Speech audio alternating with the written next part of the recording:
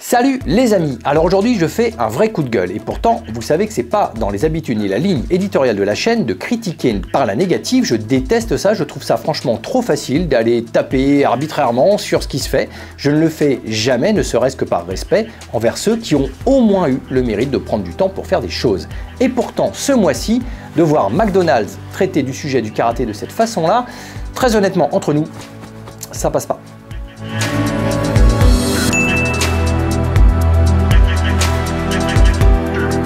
Bon les amis, vous n'êtes pas sans savoir que le karaté souffre d'un véritable déficit de reconnaissance et en tout cas de publicité dans l'Hexagone. On aimerait bien avoir, nous aussi, comme beaucoup d'autres sports et d'autres arts martiaux, de grands médias mainstream qui diffusent, qui font la promotion, qui proposent la découverte de la discipline, d'un dojo, de la pratique, de l'histoire, des traditions, de la partie sportive. On aimerait bien avoir une belle image et un éclairage qui permettent au moins au grand public de mieux découvrir ce qu'est le karaté.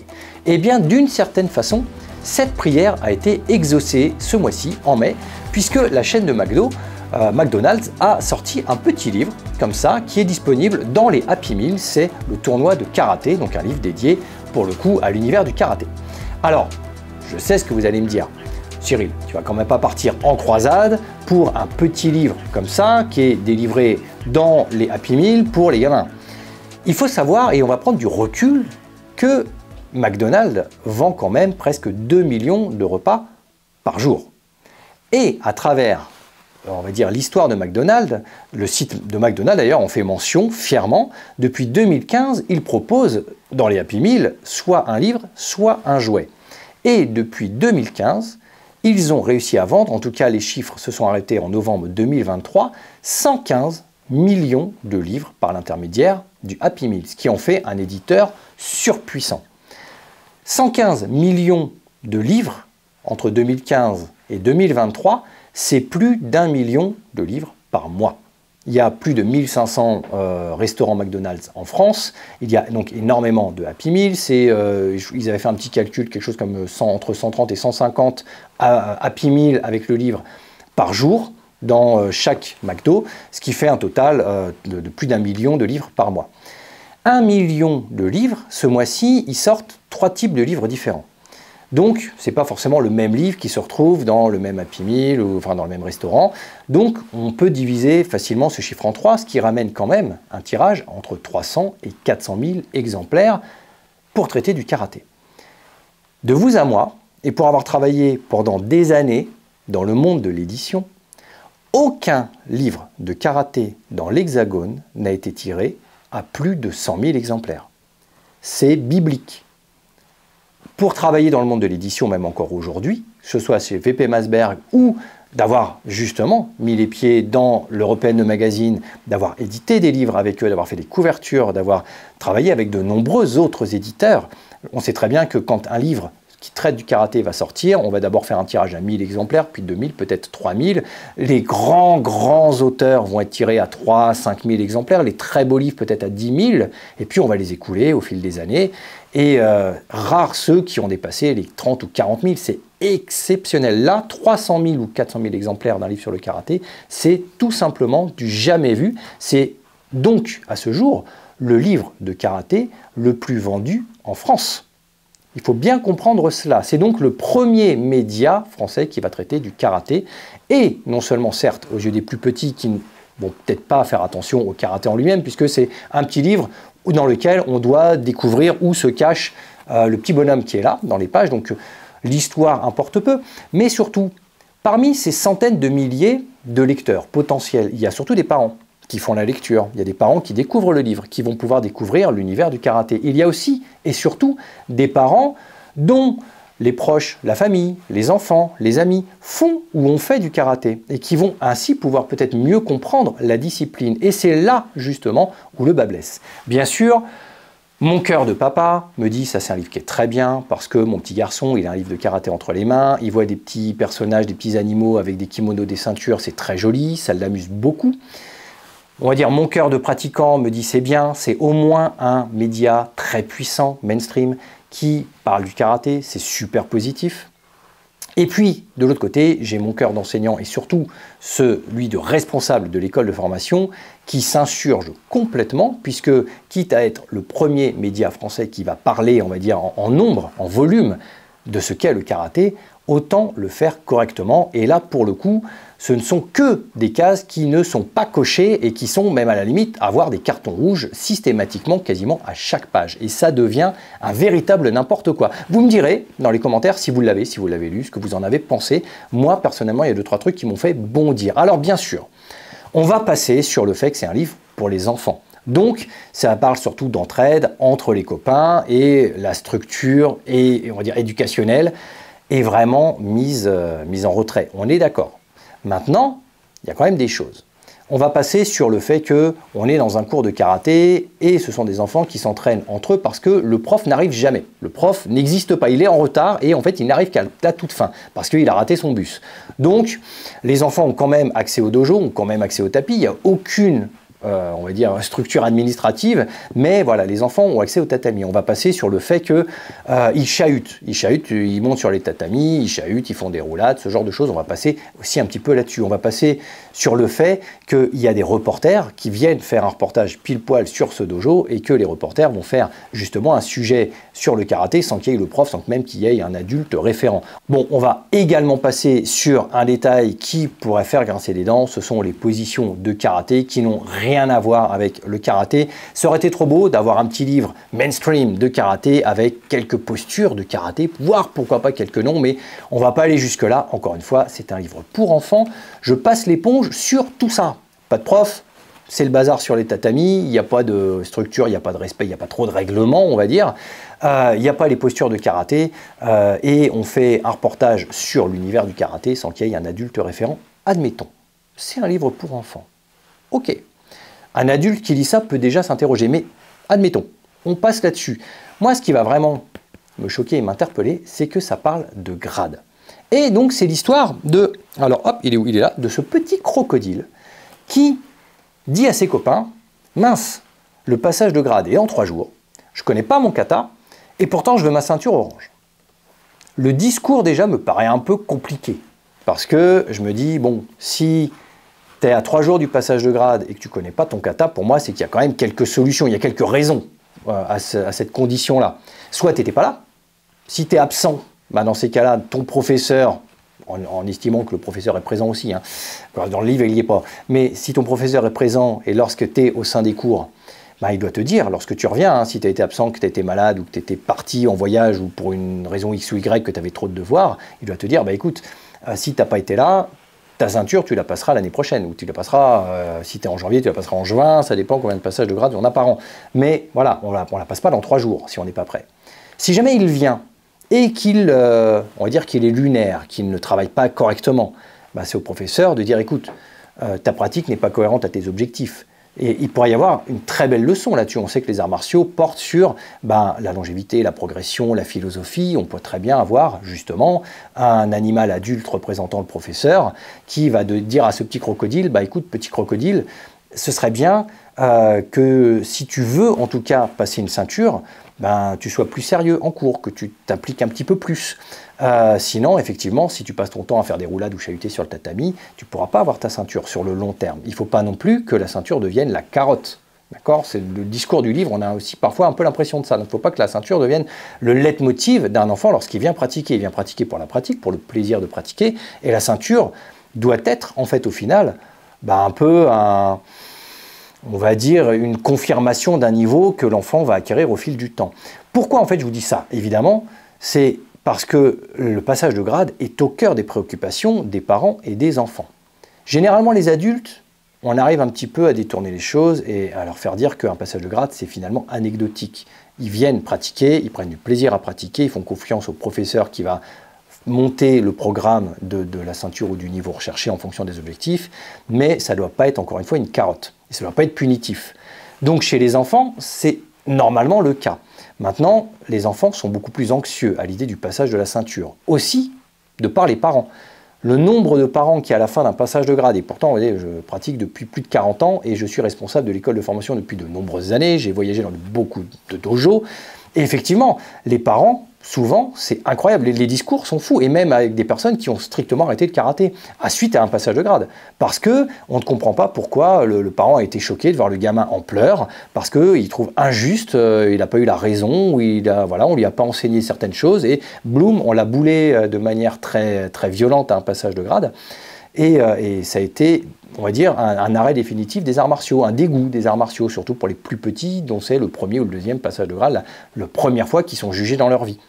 La deuxième chose, ça peut être l'inverse. C'est les parents qui vont vous dire « Ah bah oui, mais non, moi c'est l'inverse. » C'est-à-dire qu'il n'y a même pas d'examen. Ils viennent tous à un stage, ils pratiquent pendant 1 heure, ils repartent tous avec une ceinture, donc ils ne se rendent pas compte de « Ouais, ça se trouve, c'est normal en fait que le petit crocodile, 3 jours avant, il veut sa ceinture orange. » Et pour les parents, ça peut être un discours totalement normal et acquis de dire « Bah oui, c'est logique. Ça peut le faire, il peut passer son grade puisqu'il ne connaît pas sa ceinture, ça va le faire quand même, il ne connaît pas son kata. » Donc ça peut être aussi recevable par ces expériences-là. Et ce genre de livre éducatif peut justement remettre les pendules à l'heure avec quelqu'un qui vient dire « Bah écoute, tu étais en classe, tu n'as pas bien pratiqué ou tu n'as pas bien étudié durant ta classe, ou le professeur n'a peut-être pas su, on va dire, le remettre sur ses rails, et en tout cas, le final est qu'il n'est pas encore prêt. » Ça peut être l'inverse. Le crocodile, il peut très bien avoir pratiqué hyper sérieusement, mais avoir encore des difficultés. Il n'a peut-être pas eu toutes les compétences, il n'a peut-être pas coché lui toutes ses cases pour pouvoir avoir sa ceinture. Peut-être qu'en fait, il était très assidu, très impliqué, et dans ce cas, le professeur va peut-être lui dire, bah écoute, pour l'instant, ça va être peut-être un peu juste pour avoir la ceinture, mais c'est pas grave, la ceinture, tu peux l'avoir plus tard. Tu auras peut-être déjà une demi-ceinture, tu auras peut-être déjà quelques barrettes, et trouver, le valoriser autrement que par le kata. Mais en tout cas, lui dire que voilà, ça va prendre peut-être un petit peu plus de temps. Ou, pire encore, ce livre-là peut révéler, en fait, un quatrième problème, c'est que le prof n'est peut-être tout simplement pas du tout à la hauteur. Peut-être que le professeur, et si je vous dis ça, c'est que je l'ai déjà vu quand même pas mal de fois, le professeur n'est pas capable d'apprendre un programme martial à des enfants ou des adultes, et donc de les préparer à une ceinture. Peut-être que le professeur a préféré passer plus de temps à faire jouer les enfants qu'à leur apprendre leur technique ou leur kata. Et donc au final, 3 jours avant, il y a un gamin qui se dit « Bah tiens, finalement, moi je connais pas mon kata, et la ceinture c'est dans 3 jours. » Il peut y avoir un quatrième problème annexe, c'est-à-dire un 4B, c'est la possibilité qu'on soit dans un dojo où il n'y a pas véritablement de professeur attitré. Et ça, je l'ai vécu aussi, même encore assez régulièrement ces dernières années, en passant d'un dojo à l'autre, en faisant des stages, en faisant des interventions, d'avoir un dojo où, pour le cours adulte, c'est le plus gradé, celui qui est là, prof, qui va donner des cours. Bah ouais, mais sans professeur, sans quelqu'un qui est là de manière, on va dire, sur la longévité, sur le long terme, avec un programme qu'il peut gérer au fil des séances, c'est très compliqué. N'importe qui donne la séance, et puis à la fin de l'année, on fait un passage de grade arbitraire sur des choses qu'on va demander, mais qui n'ont peut-être pas été étudiées. Donc pour moi, pédagogiquement parlant, c'est une catastrophe. On a donc un petit crocodile qui, 3 jours avant le passage de grade, se dit « Bah tiens, je veux ma ceinture, mais je connais pas mon kata. » On a tous ses copains qui lui disent « Bah écoute, de toute façon, il n'y a pas de prof. Viens, on va le travailler entre nous et on va te préparer. » Et puis à la fin de l'heure, on a un prof qui arrive « Ah ben salut, c'est moi. » En gros, il a laissé les gamins tout seuls pendant 1 heure. Visiblement, ça choque personne. Et il félicite les gamins « Bah bravo, vous avez bien étudié ensemble. Comme ça, vous êtes prêts pour la ceinture. » Waouh! Alors voilà, il y a plein de sujets très importants et très chouettes, très philosophiques qui auraient pu être traités très habilement au sein justement d'un petit livre qui est fait pour les enfants en recherche de développement et de compréhension, et là en l'occurrence de la compréhension de la discipline des arts martiaux, du karaté, de la philosophie du Japon. Il y a plein de choses très chouettes qu'on aurait pu faire, et là pour le coup, on coche vraiment toutes les cases qu'il ne faut pas cocher, et c'est surtout le cumul. C'est-à-dire qu'on a vraiment à chaque page une surcouche, on a, comme je vous le disais, voilà, il n'y a pas de prof, il n'y a pas de position de karaté, on a du chahut sur les tatamis, on a un gamin qui veut passer une ceinture orange sans connaître 3 jours avant son programme, on ne sait pas pourquoi, il n'y a pas de... Voilà, c'est beaucoup de choses. Et malheureusement, donc c'est très maladroit, c'est très brouillon, et pour le coup, moi quand j'ai lu ça, encore une fois, c'est mon cœur d'enseignant, c'est mon cœur de pratiquant au sens large, qui s'est dit, ouais, si c'était un tout petit truc comme ça, un gars qui fait ça pour son club, ok, si c'est pour que ce soit la plus grosse édition en termes de copies, du nombre d'exemplaires en France qui peut exister et qui écrase toute la concurrence, et j'ai presque envie de dire toute la concurrence confondue, c'est-à-dire on peut en cumuler, je ne suis pas certain que tous les livres de karaté qui sont sortis en France atteigne le nombre d'exemplaires de celui-ci. Et c'est ça qui, justement, moi, va me poser problème sur le long terme. Vous me connaissez, je déteste, comme je vous le disais au début, critiquer. Pour moi, c'est quelque chose qui est à proscrire. Vous ne me verrez jamais sur les réseaux en train d'aller mettre des commentaires négatifs, de critiques sur les uns, sur les autres pour dire que voilà, moi je sais mieux, tu sais pas, ou t'as pas à faire ça, je donne pas mon avis inutilement, je vais pas en tout cas lancer de l'invective, je vais pas créer des polémiques, je déteste ça, ne serait-ce que parce qu'il y a souvent des métiers, il y a des passions qui sont engagées, que c'est pas mon rôle d'aller faire la police. Et puis surtout, j'ai pas envie de, entre guillemets, d'essayer de convaincre les gens que ouais, mais moi je sais des trucs, non, on s'en fout quelque part, chacun a sa vérité, et donc c'est vraiment pas, en tout cas, un domaine sur lequel je m'attarderais si ce n'était pas factuel. Et là, pour le coup, il y a quand même beaucoup de choses qui sont factuelles concernant ce livre-là et qui vont me déplaire un petit peu. À ne pas confondre, bien sûr, et là, justement, je mets en garde, ne surtout pas confondre avec ce que vous arrivez à me mettre en commentaire et qui est fait pour avancer la communauté. Pour moi, je vois une grosse différence entre jeter de l'invective et venir critiquer quelque chose et venir au contraire interroger, questionner. Moi, je le fais de temps en temps, hein, quand il y a justement un sujet qui m'intéresse, qui me passionne, où je vais un petit peu creuser. Si la personne m'annonce une information qui me semble être contraire à ce que moi j'ai l'habitude de voir, de lire ou de connaître, ben là pour le coup je peux questionner habilement, en tout cas avec respect, en me disant bah tiens, moi j'ai plutôt vu ça, mais peut-être que tu m'expliques. Et là pour le coup, bah, je vais revenir, c'était pas prévu, mais je vais revenir à la petite vidéo sur le jeu Rise of the Ronin et la série Shogun. Et là pour le coup pareil, ça a créé des échanges plutôt super, parce que bah, dans cette série là il y a un acteur qui joue Toranaga, et il se trouve que dans la biographie qui est disponible sur internet, on lui a attribué le rôle de Toshiro Mifune qui faisait Toranaga à l'époque dans les années 80.